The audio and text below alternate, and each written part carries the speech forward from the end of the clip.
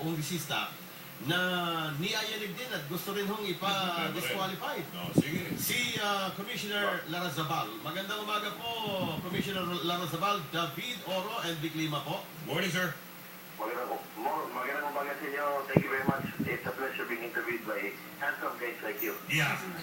Salamat po. Sige. Unang tanong ho, Commissioner Attorney Larazabal, yung may kaugnayan sa kaso ng isang congresswoman Tan, meron hong petisyon, meron hong ginagawang move para siya po pawalan o ma-disqualified o mawala sa kanyang position at mapalitan. Pagka ganito ho ba, meron pa ho bang papel ang COMELEC kapag nakapag-take oath na, nanumpa na, at the same time nanunungkulan na po ang isa matapos ang eleksyon? Well, from the part of kay Congressman Reyes, mahirap kasi yung technical natin So, ang importante is simplify natin. Maraming tao na mahilig basketball, di ba? Opo. So, you liken it like Kiefer Rivera. Parang will make her like Kiefer Rivera. Player. Kiefer Rivera nasa UAAP ngayon, di ba? Right. So, but if Kiefer Rivera transfer to the PBA, once yung graduate ng UAAP, wala na kasi wala na sa jurisdiction mo. Yeah. Sa PBA na may ganyan. For example, reklamo ko against Kiefer Rivera, hindi ako mag-file sa PBA kasi na UAAP na siya. That's correct. UAAP na siya.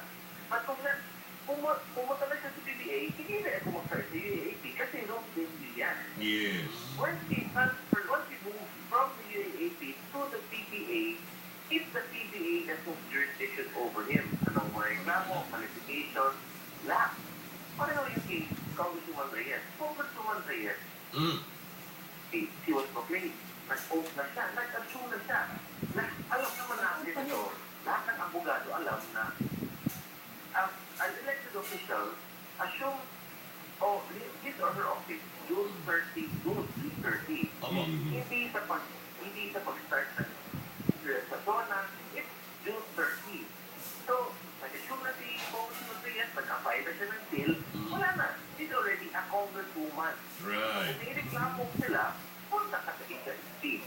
Kasi yun ang dapat ang nabati na mag-resolve ng lahat ng questions regarding that official. Why do some people doesn't know this? Why do some people still act as if under nila yung jurisdiction sa usapin na ito? Well, di ko ma-justify yan. Diba? Hindi ko alam bakit. Alam ko yung Constitution, alam ko yung batas ko. Correct. And sa batas, sa Constitution, klaro na pag ma-proclaim ka, dapat HIT na. Okay, for the sake of argument, na-proclaim ka so wala ka pang oath.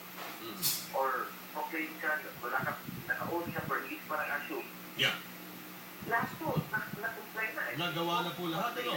So sa kaso po ito, na-proclaim, na-oath, na-assume, wala na. HIT ka na.